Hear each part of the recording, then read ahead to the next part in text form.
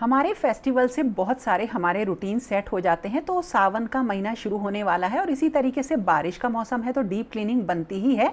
तो आज मैं कर रही हूँ अपने किचन की deep cleaning step by step और सारी चीज़ें आपको बता रही हूँ। लेकिन इन सारी चीज़ों से आपको मोटिवेशन तो मिलेगा ही, लेकिन इन सारी चीज़ों को आप अपने अकॉर्डिंग सेट भी करिए। यानी मोटिवेशन लीजिए लेकिन कस्टमाइज़ अपने अकॉर्डिंग करिए और सारे प्रोसेस को आप अपनी आदतों से और अपनी चॉइस के अकॉर्डिंग जो है किसी स्टेप में बांटिए या किसी रूटीन में बांटिए। ये बहुत ज़रूरी है। यानी कहीं की भी क्लीनिंग अगर आपको करनी है ना, तो आप अपनी कैपेबिलिटीज़ और अपनी आदतों के हिसाब से उस एरिया को करें। और हाँ, मैंने एक हाउस हेल्पर लगा रखी है जो कि मॉर्निंग 7:30 तक आ जाती है। उसका काम झाड़ू और पोछा करना है। तो उसी टाइम पे मैंने जो है अपने फ्रिज की डीप क्लीनिंग कर ली थी और किचन की विंडो की क्लीनिंग कर ली थी। लेकिन कभी भी मैं फ्रिज को पूरा एक बार में साफ़ नहीं करती हूँ। अब जो है मैंने आज जो किया वो जो फ्रीज़र एरिया है उसको मैंने क्लीन किया है। और किचन को अगर क्लीन करना है तो ये तो आप सब जानते हो, मैं सबसे पहले पूरी किचन को खाली कर देती हूँ। तो देखिए, पूरी किचन को खाली करना तो पॉसिबल नहीं है, लेकिन काउंटर टॉप पे जितना भी सामान रखा था वो मैंने हटा दिया है। और जो हिडन एरियाज़ हैं ना, उनकी क्लीनिंग मैं बहुत ज़्यादा करती हूँ जब कभी भी डीप क्लीनिंग करती हूँ, क्योंकि जब रोज़ सामान रखा रहता है तब इन एरियाज़ को क्लीन करना पॉसिबल नहीं होता है। तो सारी चीज़ें मैंने अच्छी तरीके से क्लीन कर ली हैं, सारे कॉर्नर साफ़ कर लिए हैं। और इनके लिए मैं सिंपल सोप का यूज़ करती हूँ, जो भी जिससे हम बर्तन धोते हैं उस सोप का। और जो स्पॉन्ज पैड आता है उससे सारे जितने भी मेरी डोर्स हैं या क्लोजेट वगैरह के डोर्स हैं उन सबको मैं क्लीन कर लेती हूँ। बहुत ज़्यादा इसे पानी में मैं सोक नहीं करती हूँ, हल्का सा सोक करके मैं क्लीन कर लेती हूँ और बाद में इसको किसी भी टॉवल से पोंछ देती हूँ। और किचन की चिमनी की क्लीनिंग मैं रूटीन बेसिस पे हर हफ्ते ही करती हूँ, लेकिन उसके आसपास के एरिया को जहाँ चिकनाई बहुत ज़्यादा जम जाती है उसको मैं क्लीन कर रही हूँ। और इसके लिए मेरे पास मिस्टर मसल का एक क्लीनर है, उसे मैं यूज़ करती हूँ और इस तरह से ये एरिया पूरे अच्छी तरीके से क्लीन हो गया। और कुकटॉप को क्लीन करने के लिए मैं खाने वाले सोडे में थोड़ा सा विनेगर मिक्स करके उससे क्लीन करती हूँ। और इसको भी क्योंकि मैं डेली क्लीन करती हूँ तो बहुत ज़्यादा ये गंदा नहीं होता है। लेकिन किचन क्लीनर जो कि ग्रीस हटाने वाले आते हैं वो बहुत अच्छा वर्क करते हैं। इस तरीके की चिकनाई पर मैंने आपके साथ शेयर किया है। और इसके साथ साथ मैंने इसी सोडा और विनेगर से प्लेटफॉर्म भी क्लीन कर लिया। और अब बारी आई है सारी जितनी भी अलमारियाँ हैं उनको खाली करने की, यानी जो हमारा स्टोरेज स्पेस है उसको खाली करना। और जितने भी इसमें से कंटेनर्स निकलते हैं उनको ये चेक करना कि किसको हमें रखना है और किसको नहीं। कई बार अलमारियों में खाली कंटेनर्स रखे रहते हैं जो एक्स्ट्रा जगह घेरते हैं और कभी भी हम उसमें नया सामान नहीं रख पाते और ये धीरे धीरे वो अलमारी का हिस्सा बहुत क्लटर बन जाता है।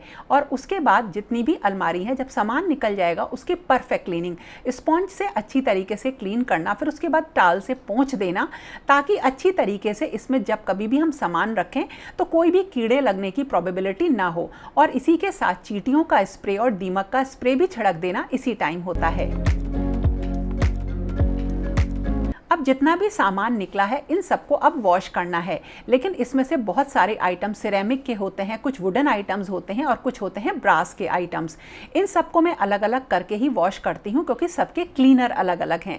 जैसे ब्रास के आइटम्स को क्लीन करने के लिए जो हम लिक्विड यूज़ करेंगे उससे सिरेमिक के आइटम्स या ग्लास के आइटम्स खराब भी हो सकते हैं।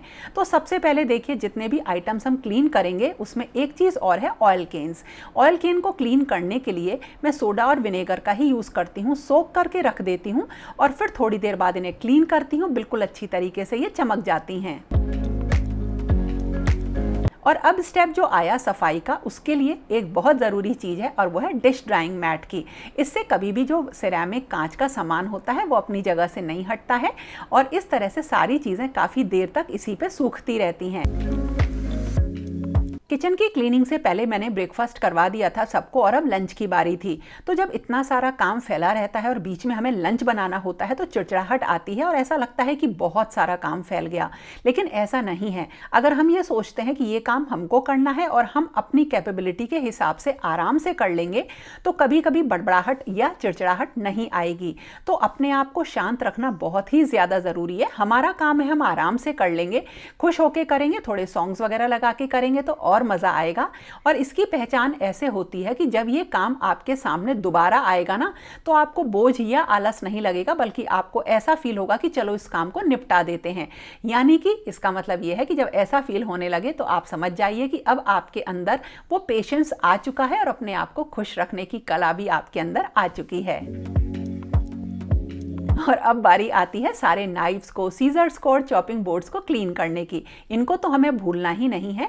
यानी जब हम किचन में घुसते हैं और ये सोचते हैं कि अब डीप क्लीनिंग करनी है, तो वो सारी चीज़ें हमें नहीं भूलनी है जो छोटी होती हैं लेकिन जिनके इम्पैक्ट काफ़ी बड़े होते हैं। ब्रास के आइटम्स को क्लीन करने के लिए पीतांबरी या विम का शुद्धम जेल या स्प्रे आता है, मैं उसी का यूज़ करती हूँ। ये सारे भी चमक गए हैं और अब ये जितने भी मैंने धोए हैं कंटेनर्स, ये सब ड्राई होने का मैं वेट करूँगी।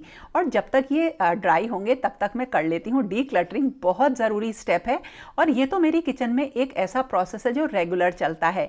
जो स्टोरेज कंटेनर्स खाली हुए थे, जिनको कि अब मुझे यूज़ नहीं करना है, उनको मैं एक कार्टन में करके अलग रख देती हूँ किसी भी कार्डबोर्ड बॉक्स में, जिससे वो अननेसेसरी जगह ना घेरें और जब कभी भी मुझे उनकी ज़रूरत हो तब मेरे सामने वो आ जाएं।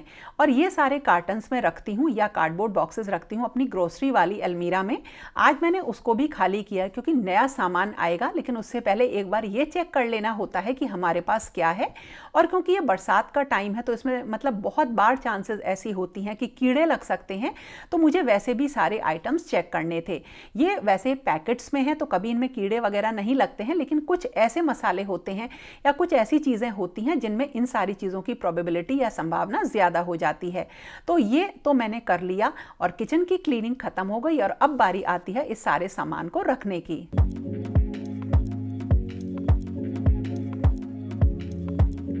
सामान को कैसे रखती हूँ ये सारे ऑर्गेनाइजेशन का वीडियो मैं आपको कभी और बताऊंगी। तो अब मैं जा रही हूँ नहाने, क्योंकि आज मेरा बहुत सारा काम पेंडिंग पड़ा हुआ है और मेरी पूजा भी रह रही है और नहाने के बाद करूंगी अब आगे का काम। और अभी मैंने लंच सबको करा दिया है। और अब थोड़ा सा आराम करके मैं बना रही हूँ ग्रोसरी की लिस्ट, क्योंकि जैसा कि मैंने बोला कि अब त्योहार आएंगे, उससे पहले मैं सारा सामान अपना मंगा लूँगी।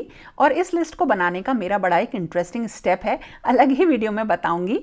तो पूरी लिस्ट डिटेल्ड लिस्ट में बनाती हूँ, क्योंकि अगर किचन में सामान नहीं होता ना तो मेरा हाथ बिल्कुल भी नहीं चलता है। और जो सामान निकाला था मैंने अलमीरा से ग्रोसरी का, उस सबको अब मैं भर लूँगी। तो सारे जितने भी डब्बे थे या कंटेनर्स थे, ये सब अच्छी तरीके से ड्राई हो गए हैं। धूप आज नहीं निकली थी, अंदर ही रखे हैं सारे, थोड़ी सी हल्की सी ही धूप निकली थी। तो देखिए इन सारे कंटेनर्स को अब मैं भर लूँगी।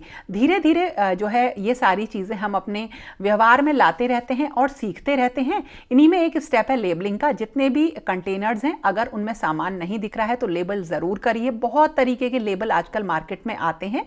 ये एक ऐसी चीज़ है जिसकी आपको आदत पड़ जाएगी। तो ये सारे अब मैं अलमीरा में रखती जा रही हूँ और इसी के साथ साथ कुछ और जितने भी मेरे कंटेनर्स हैं उनको मैं निकालती जा रही हूँ ताकि साफ सफाई हो। और इसी के साथ कुछ मेरे पास रहते हैं रेडी टू कुक आइटम्स, जैसे ये है उड़द दाल की बड़ी और इसी तरीके से मूंग दाल की बड़ियाँ मैं बना लेती हूँ। ये बहुत काम आती हैं। तो जब कभी भी किचन क्लीनिंग का बहुत काम फैला हुआ होता है तो ये सारी चीज़ें बड़ी काम आती हैं। गट्टे बना के मैं रखती हूँ बेसन के, ये मैंने आपको बताया है। तो जब कभी भी बनाना होता है इनको तो इन्हें यूज़ कर लीजिए, या इनका पुलाव भी बहुत अच्छा बनता है। तो इस तरह से मेरा दोपहरी में काफ़ी सारा काम हो गया है और अब 4 बजे के आसपास मैं करूँगी और काम एक्स्ट्रा जो कि अभी बचा हुआ है।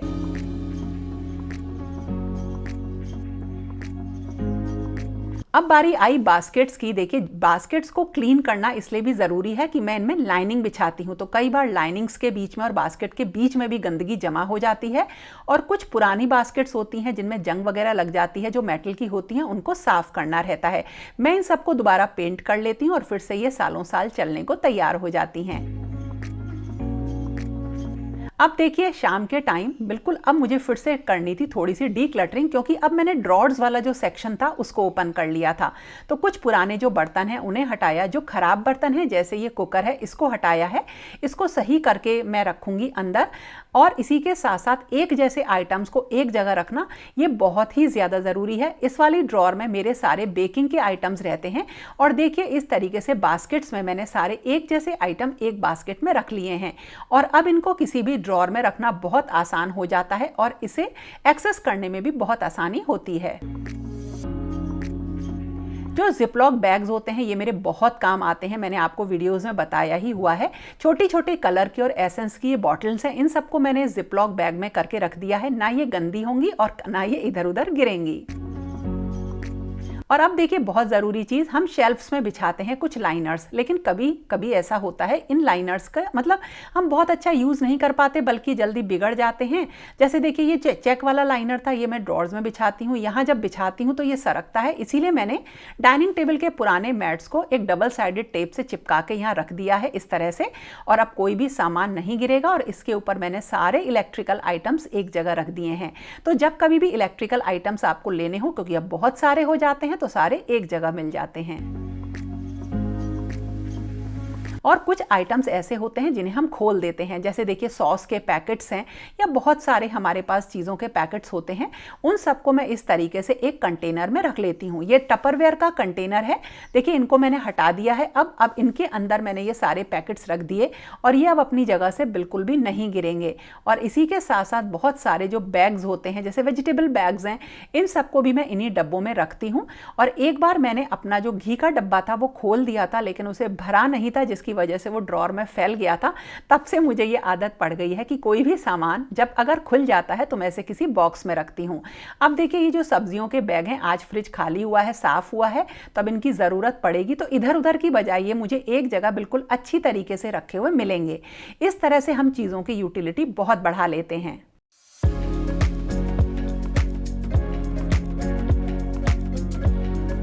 अब जैसे ये कोस्टर्स हुए या कुछ और आइटम्स हुए छोटे छोटे, इनको भी मैंने इसी टपरवेयर के डब्बे में रख दिया है।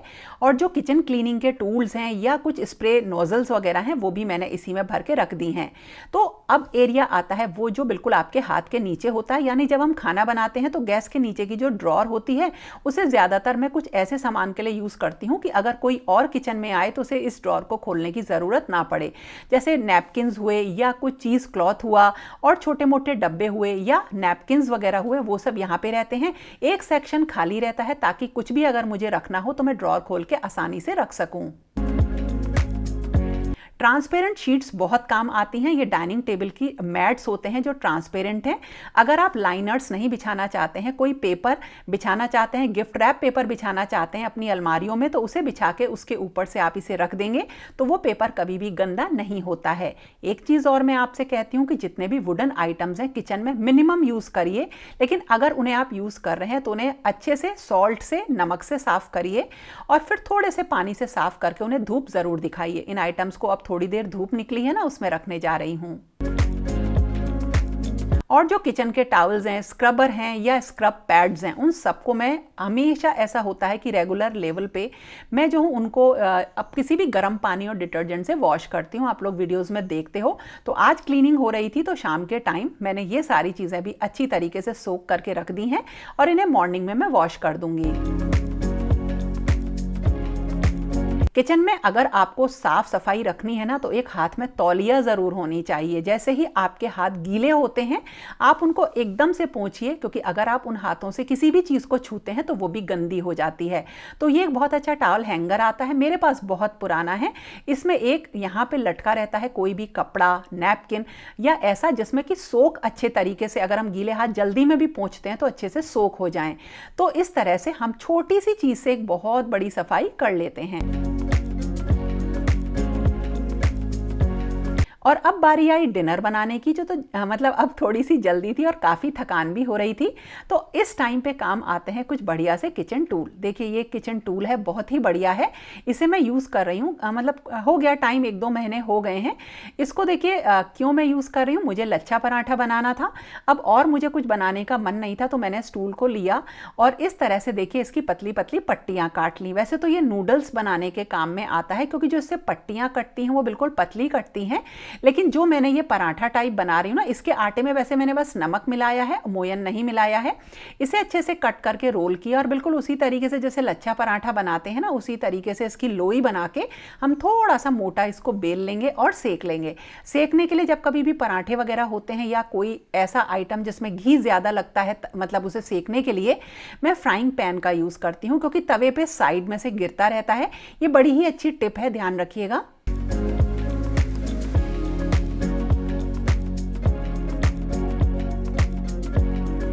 तरह से मेरा काम हो गया। मैंने काफ़ी सारी जो है आज काम कर लिया है, पूरी किचन साफ़ कर ली है और अब इसका ऑर्गेनाइजेशन कैसा है और कौन सी चीज़ कहाँ रखी है वो आपको मैं किसी वीडियो में बताऊंगी ज़रूर। तो देखिए इस तरह से हमने जो है एक दूसरे को थोड़ा सा मोटिवेशन दिया कि हम भी काम कर सकें, थोड़ी साफ़ सफाई कर सकें। तो अगर आपको वीडियो में कुछ भी पसंद आया हो तो लाइक ज़रूर किया करो, मैं आपसे कहती हूँ। और हाँ, इससे लच्छे पराठे बहुत अच्छे बनते हैं। तो दोस्तों ये था मेरा आज का वीडियो, कैसा लगा ज़रूर बताना और पसंद आए तो लाइक कमेंट शेयर करना मत भूलना।